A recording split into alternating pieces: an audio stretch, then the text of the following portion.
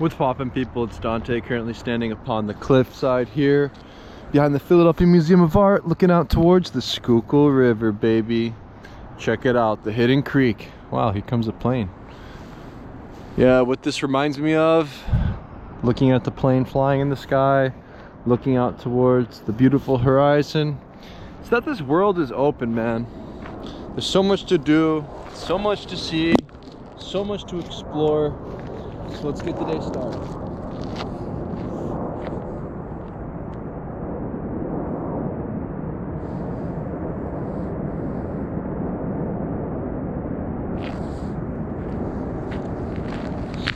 Photographing with the Ricoh GR3X. High contrast black and white, cranked to the max.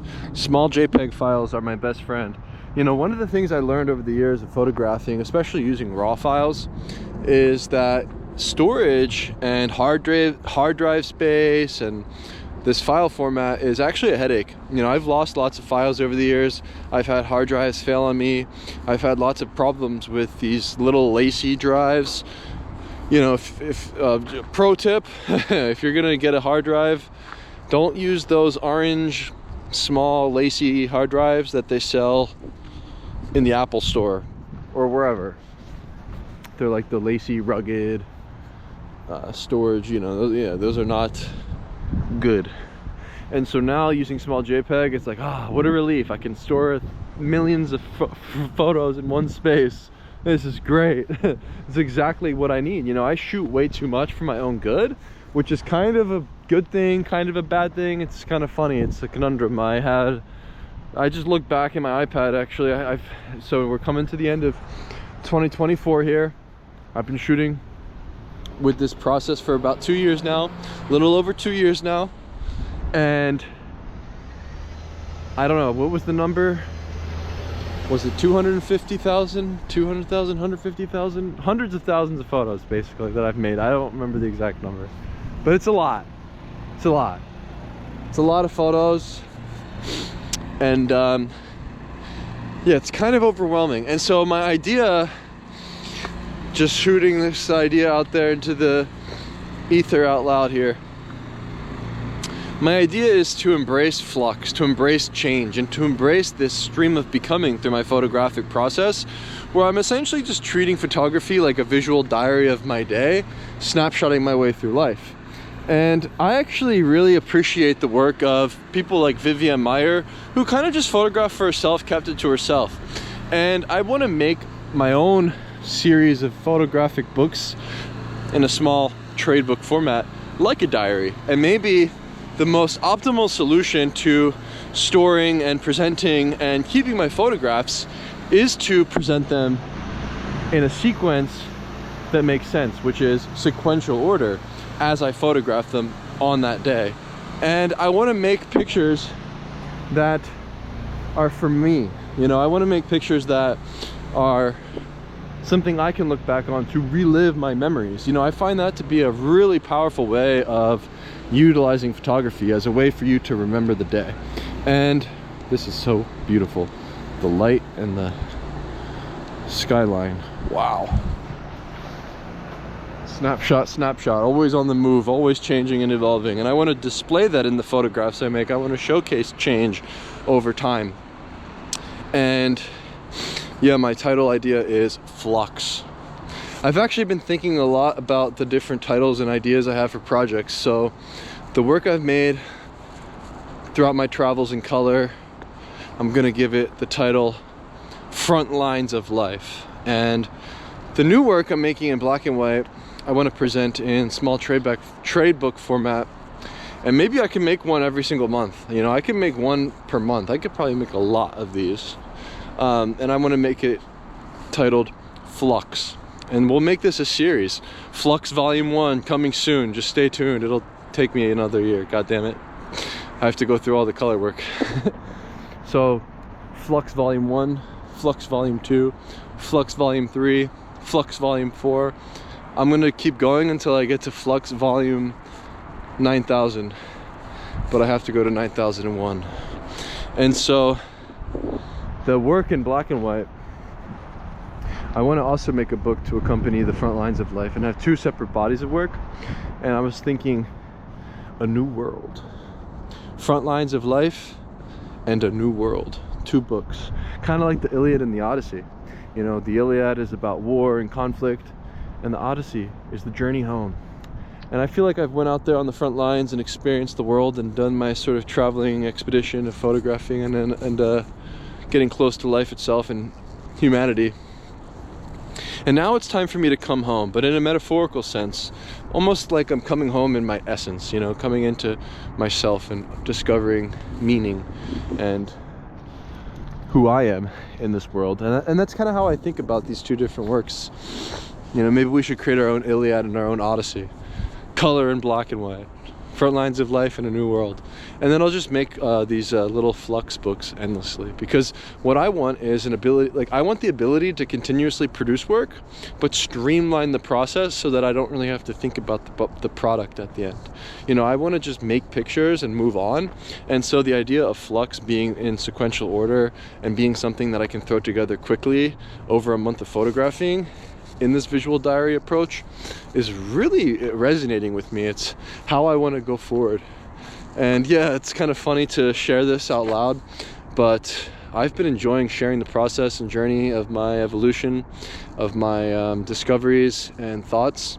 And ultimately, I feel like that's why I make videos. I make videos because as I speak out loud and walk and talk, I'm able to flesh out thoughts that I have. I'm able to come up with ideas more succinctly and think clearly. I find that walking and talking out loud, it's almost like another sort of visual diary, right? But it's a video audio thing. Good morning. Hey, they got the Rocky sculpture here. Whoa, this is cool. What? They moved the Rocky sculpture? That's pretty sweet. I've never seen it up here. Whoa. I might as well make a photo of this. This is kind of rare. Now it looks like I actually have a photo of Rocky. This is rare. Whoa, it's kind of trippy. I got him like double. Huh.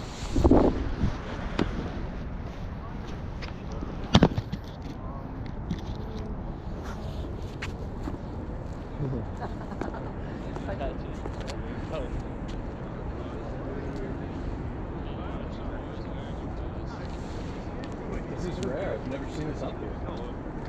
Yeah, usually there's a lot of... Yeah. Yeah.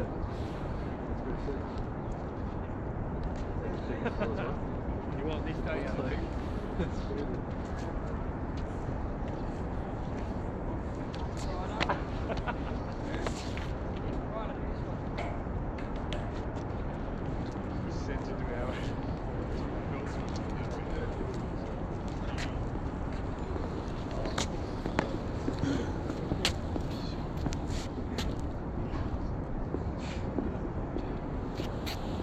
Huh.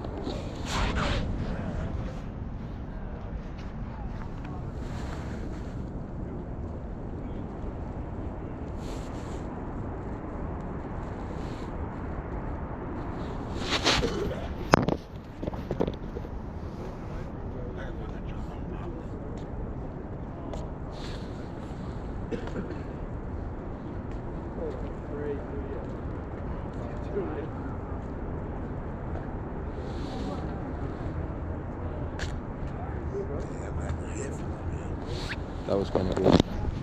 I got the kid down there. Yo, this is a crazy Philly shot.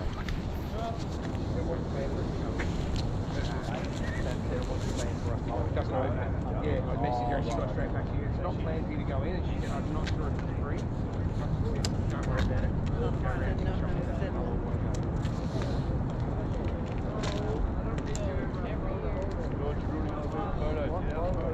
George, other people trying to take photos.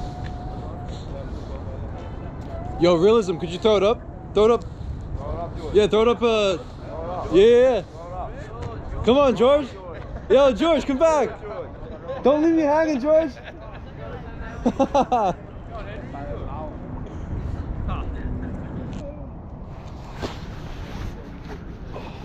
Watch this, the iconic Philly shot.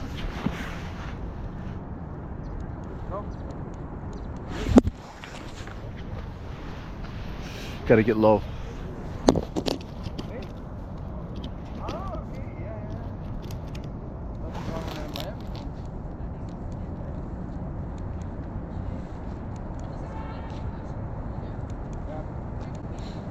This is the first time I've seen the Rocky sculpture at the top of the Rocky Steps. Here at the Philadelphia Museum of Art. And yeah, I'm trying to make some photos of the tourists posing. It's a really beautiful, beautiful light. You can see the sky in the background. It's really gloomy, really dark. We've got the beautiful sun. Lots of contrast in the silhouette of the skyline. So I'm just gonna share the behind the scenes of this because this is kind of rare.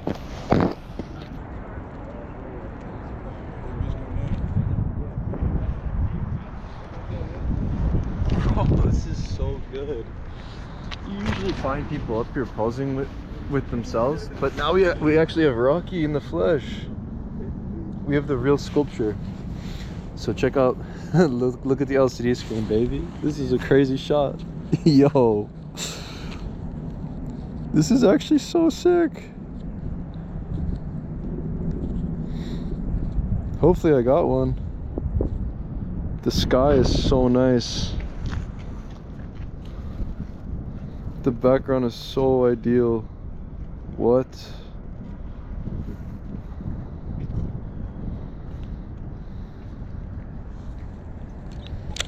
That's how you do it, baby.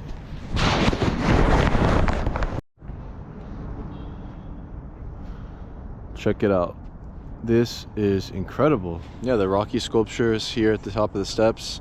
I was just making some photos of the tourists as they pose. It's like one of those cliche things people do here often, but this in particular time, they actually have a sculpture of Rocky next to the people posing, which is so rare, and you never really see this sculpture here. It's always at the bottom of the steps. You have the beautiful skyline in the background, City Hall standing tall, and the light was so beautiful, the way it's casted across the horizon. It really elevated this moment to me, and I'm really pleased with the result. I had a bit of the sun showing beyond the clouds in the top right of the frame. It's actually really magical. It's like the perfect condition for a silhouette photo. Crazy luck. I just followed my intuition coming back here. I was actually planning on walking back down the river trail, but then I sort of just, I don't know, intuitively walked this way, which is funny. And yeah, the whole point is, yeah, that you can create a new world in a fraction of a second. You know, you can create something from something seemingly mundane or boring or cliche